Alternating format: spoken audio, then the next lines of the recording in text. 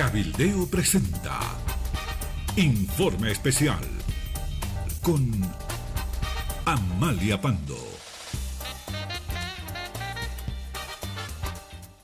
Muchas gracias por estar con nosotros. Como hay elecciones en puertas en Bolivia, el, ah, eh, la comunidad internacional no califica a nuestro país de estar sometido a una dictadura, ni consideran a Evo Morales ser un dictador. Todavía lo tratan de presidente, eh, salvo en Asana, ¿no? Pero al margen de ello, nótese que Evo Morales, aliado incondicional de las dictaduras de Venezuela, Nicaragua y Cuba, con todo cinismo estará el próximo 28 de este mes en la reunión de los supuestamente neutrales, ¿no? El grupo de contacto sobre Venezuela. Eh, y lo aceptan. Por ejemplo, no aceptarían a Ortega en ese grupo, pero aceptan a Bolivia. ¿Por qué? Porque Evo Morales todavía está en un periodo constitucional y hay elecciones que han sido convocadas para octubre de este año. Entonces, ningún presidente, ni vecino, ni de un poquito más allá, se anima a decir que Evo Morales es un dictador.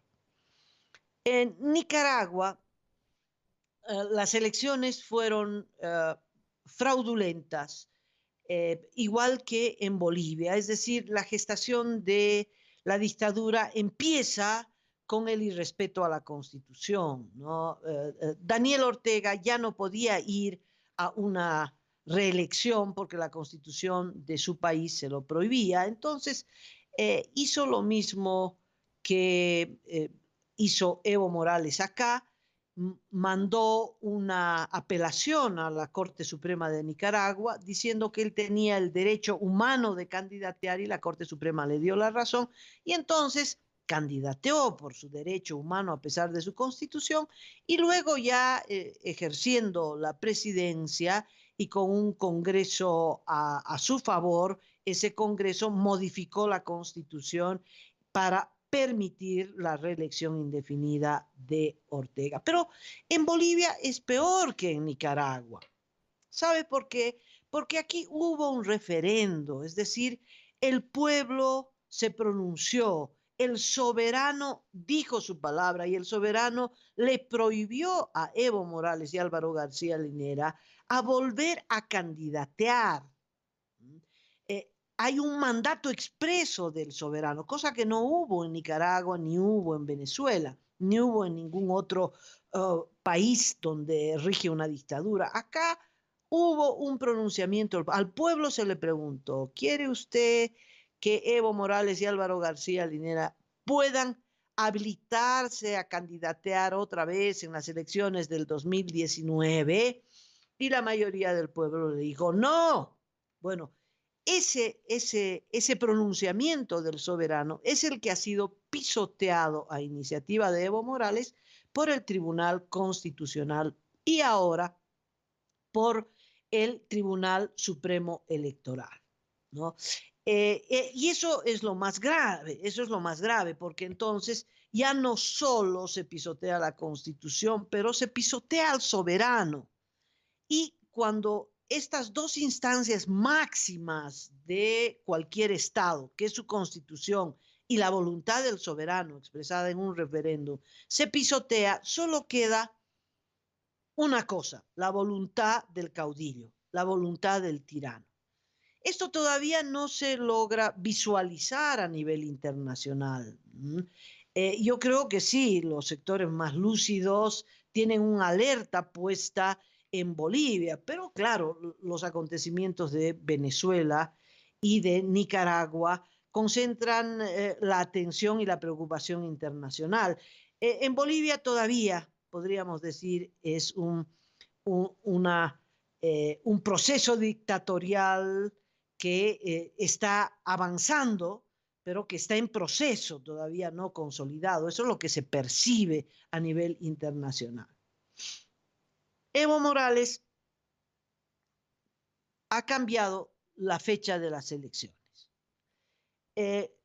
Las elecciones debían realizarse el 27 de octubre y resulta que a Evo Morales le pareció la fecha inadecuada y el 23 de febrero pasado dijo que habría que cambiar la fecha de elecciones. Ese habría, en tono de sugerencia, es una orden de mando para el Tribunal Supremo Electoral.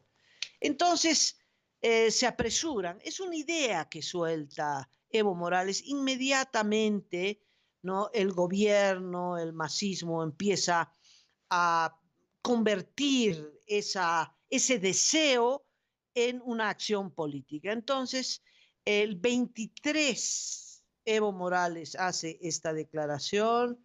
Una semana después, la Cancillería le envía una nota al Tribunal Supremo Electoral diciendo que los electores en la Argentina podrían verse perjudicados por esa fecha, ya que coincide con las elecciones en la Argentina también, y que por lo tanto tendría las elecciones que adelantarse. Y este 19 de marzo el Tribunal Supremo Electoral adelanta las elecciones en una semana para el 20 de octubre.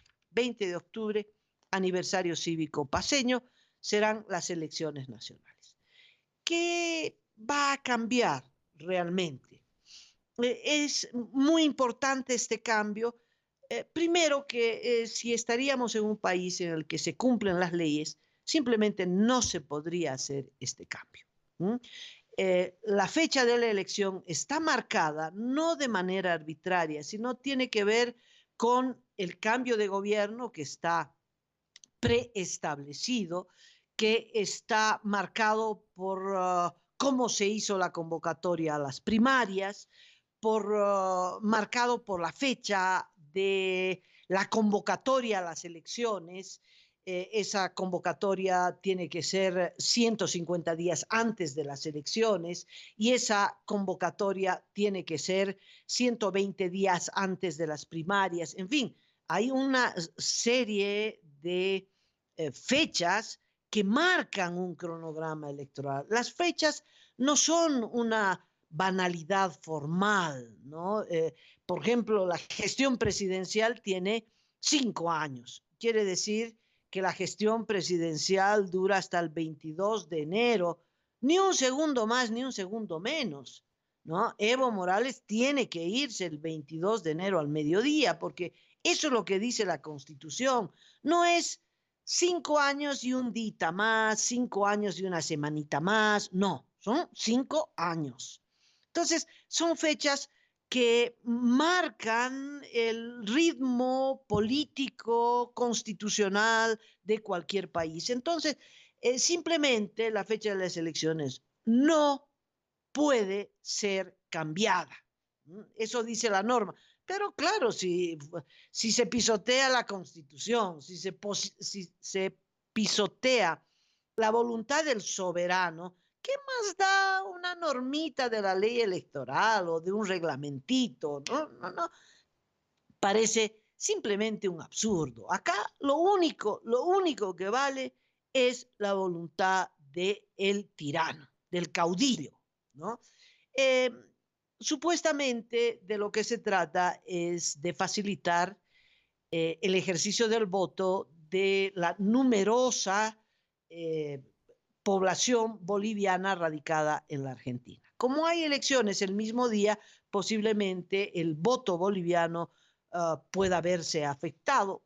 En un sistema democrático, el Tribunal Supremo Electoral tenía que haber llamado a todos los partidos que están en las elecciones, que tienen candidatos, expresarles el problema, decir, mira, que hay este problema, y buscar un consenso para la población boliviana radicada en la Argentina. No, ¿cómo hacemos?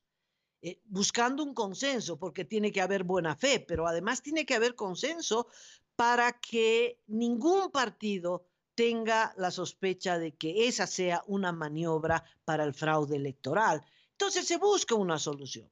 Tal vez para la Argentina se pueda hacer la elección 2 días antes, o una semana después, o una semana antes, en fin, pero es una decisión de consenso, es una búsqueda de un acuerdo electoral para resolver un problema práctico, o simplemente decir, en medio de las elecciones argentinas no hay ningún problema porque se pone un ánfora al lado de las ánforas de la elección en la Argentina. Siempre hay una solución, pero esta vía es la vía de la sumisión. Así la han calificado algunos opositores y yo me sumo al calificativo. Es decir, nunca hemos visto un Tribunal Supremo Electoral tan sumiso a la voluntad del caudillo.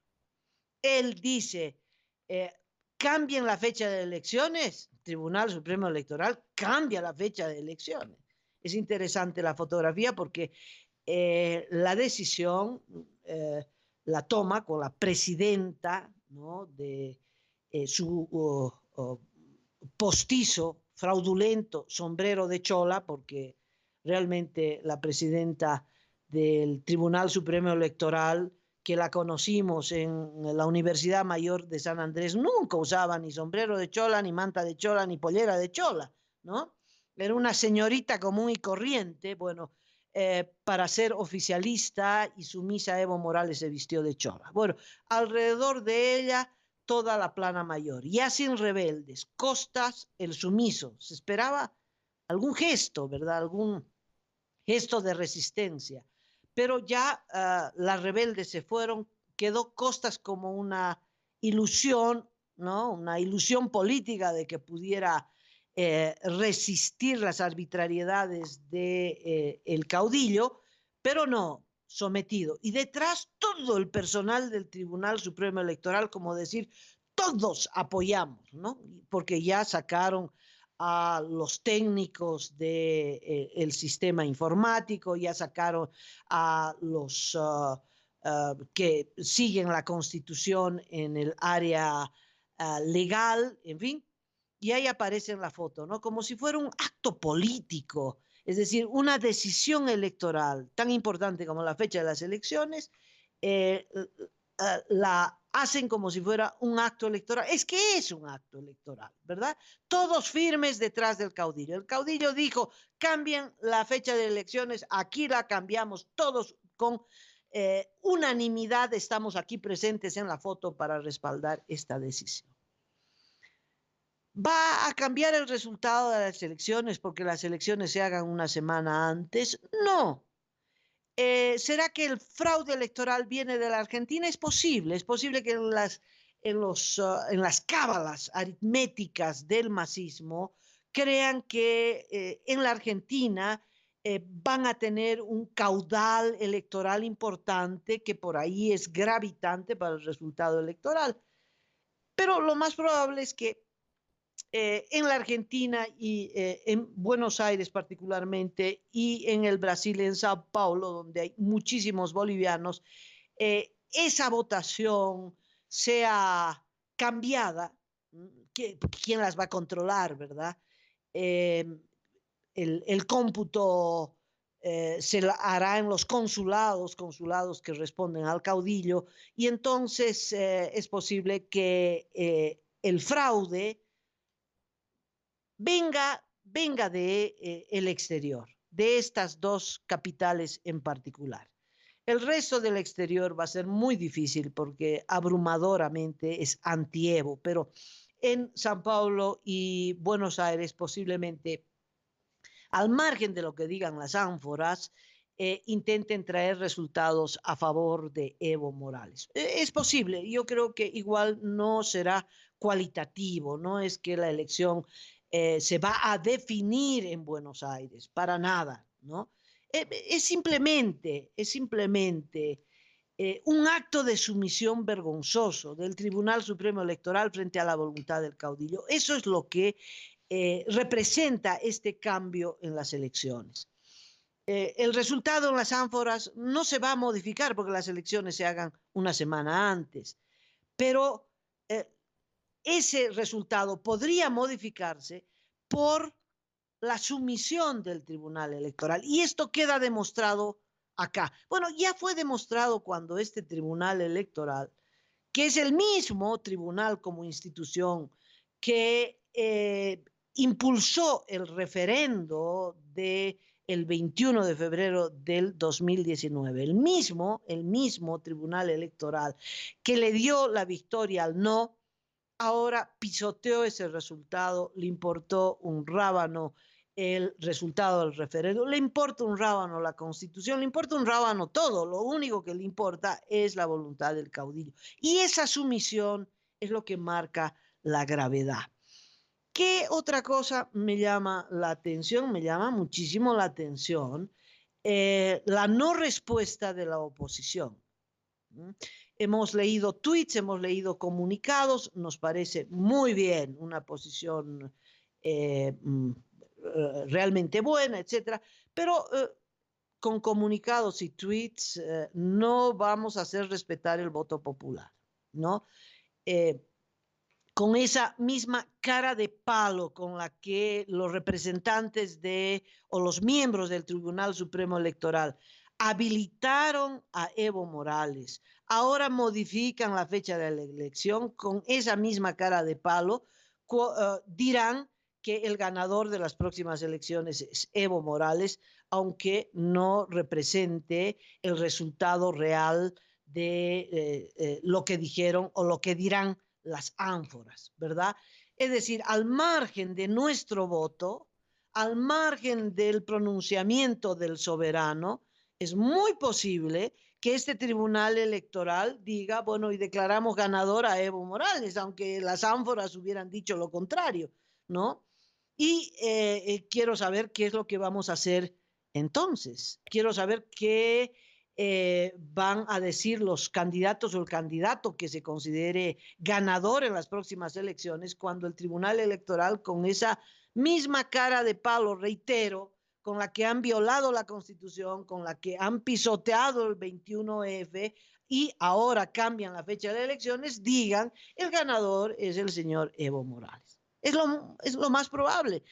Mira, es que cada vez que que el Tribunal Electoral nos da un baldazo de agua fría, debe ser tan fría que ha congelado el, los reflejos, ¿no?, del valiente y corajudo pueblo boliviano, que yo me pregunto dónde está ahora. Ya el 2015, recordará, el Tribunal Supremo Electoral, faltando una semana de las elecciones para gobernador y alcaldes, resulta que anuló las candidaturas de la oposición en el Beni. Y no hubo una sola manifestación en el Beni. Protestas en comunicados, en fin, en declaraciones, en entrevistas, sí. Pero caramba, el Beni tuvo que haberse levantado en una insurrección para hacer valer a sus candidatos, que al final de cuentas era oponerse al golpe electoral, al golpe político que le estaba infringiendo el oficialismo a través del Tribunal Supremo Electoral. No, no pasó nada. Y como no pasó nada, no pasó nada tampoco cuando habilitaron a Evo Morales. Sí, el CONADI y los cívicos llamaron a manifestaciones, que sí se hicieron unas concentraciones numerosas, significativas, en fin, pero bien tibias, seamos francos, bien tibias, ¿no? Y los candidatos que son los afectados, ¿no?, que son los que tienen que llamar, que son los que tienen que izar la bandera de Bolivia y de la democracia, ¿dónde estuvieron? No estuvieron en ningún lado. Entonces, ahora que se cambia la fecha de elección, seguimos con los tweets, ¿no? Creo que si no emprendemos el camino de la calle, no vamos a tener salida. Estamos en un callejón sin salida. Muchos dicen, bueno, tal vez la salida venezolana. A ver, Maduro adelantó las elecciones 6 meses, ¿no? En 6 meses. proscribió a los candidatos de opositores y su tribunal electoral lo declaró ganador. El pasado 10 de enero su gestión constitucional concluyó y él quiso empezar su segundo mandato, fruto de las fraudulentas elecciones de hace 6 meses. Entonces, la Asamblea Nacional le dijo que no, que era un usurpador del poder. Surge Juan Guaidó, se declara, de acuerdo a la Constitución venezolana, presidente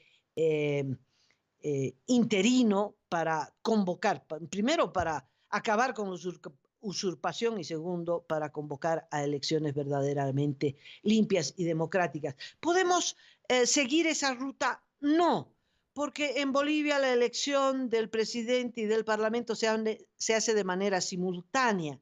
En Venezuela no, por lo que Maduro fue electo de manera inconstitucional, pero la Asamblea Legislativa sigue en vigencia constitucional. Luego hay una constitución que dice que ante una circunstancia así, el presidente del Congreso ejerce la presidencia transitoria de la nación. Esa ley, esa constitución no la tenemos. Y tercero, no tenemos a un Juan Guaidó. Eso queda claro.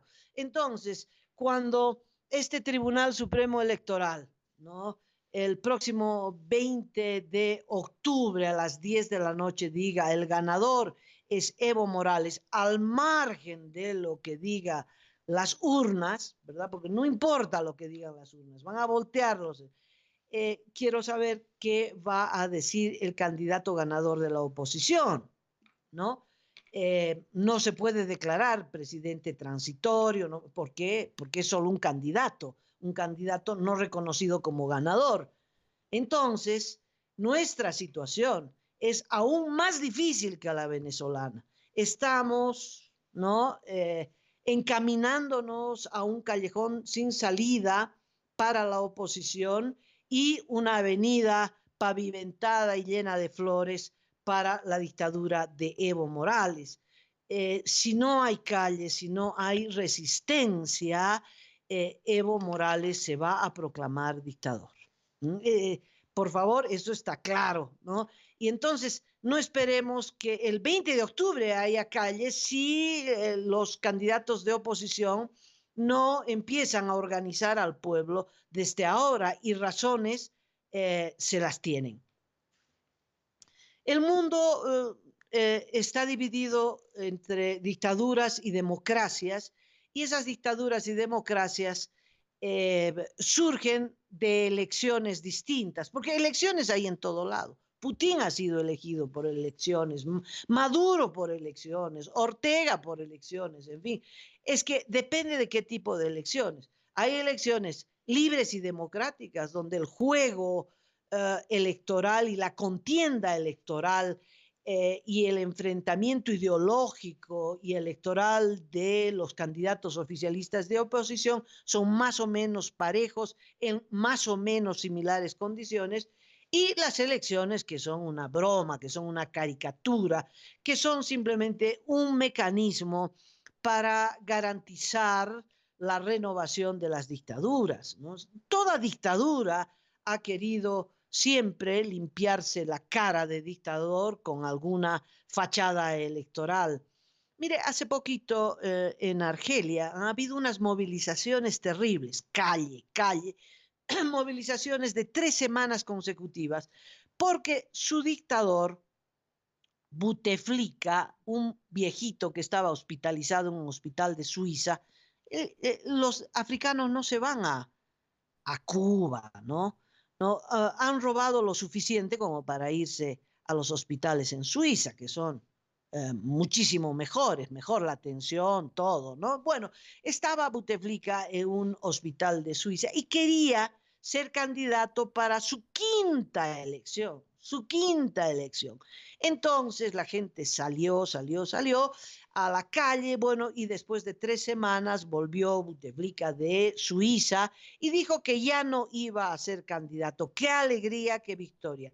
Pero suspendió las elecciones previstas para el próximo 28 de abril, la suspendió de manera indefinida y dijo que él iba a seguir siendo el presidente de Argelia hasta que le dé la gana de convocar a elecciones. Bueno, eso es un caudillo, un dictador. En Guinea Ecuatorial, ¿no? Eh, Theodore Obiang, 37 años de dictadura, 37 años de tiranía, elección tras elección, ganándolas con el 90% de los votos. Eso sí, ¿no? Eso sí es dictadura. Hacen elecciones, pero de manera tan fraudulenta, sin ningún tipo de imparcialidad, persiguiendo a la oposición y con un fraude tan monumental que, bueno, lo ganan con ese porcentaje. En Camerún, Paul Biya, 35 años en el gobierno, pues la elección que menos votos sacó significó 75%, ¿no? Del electorado. En fin, y así todas las dictaduras, ¿no? Africanas y en otras partes del mundo. Hay elecciones, pero las elecciones no son libres, no son democráticas, no son ecuánimes entre oficialistas y no oficialistas, en fin. Estas elecciones en las que va a ganar el dictador son elecciones que no cuentan. Igual el resultado da ¿no? Dictador. Aunque hayan elecciones, usted suma las condiciones. Candidato oficialista para la reelección, uso arbitrario de bienes del Estado, represión, tortura, persecución a los candidatos de oposición, en fin, fraude electoral. Igual, esas elecciones son igual a dictadura, ¿no? Hagan lo que hagan, siguen siendo dictador. Y me parece que vamos por esa ruta. Vamos por esa ruta. Primero, si no hay una movilización, es decir, si no vemos a los candidatos de oposición ponerse en la calle en primer lugar, movilizando a la ciudadanía, movilizando a su propio electorado, movilizando a su pueblo, porque estas movilizaciones no surgen de la noche a la mañana, reflejan una acumulación de fuerza y el gobierno, el oficialismo, lo que nos está dando es un baldazo de agua fría tras baldazo de agua fría y está congelando a la oposición.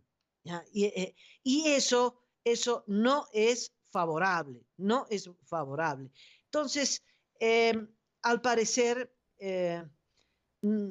no hay, estamos en un callejón sin salida, eh, de momento, un callejón sin salida que es bueno decir que si hay algo complicado, duro y violento y sangriento, es deshacerse de las dictaduras, porque las dictaduras se sostienen con la violencia, se sostienen con la persecución, con la tortura, en fin, son dictaduras sinónimo de violación de derechos humanos y del ejercicio, por supuesto, la violación de derechos humanos significa violencia, es el ejercicio de la violencia.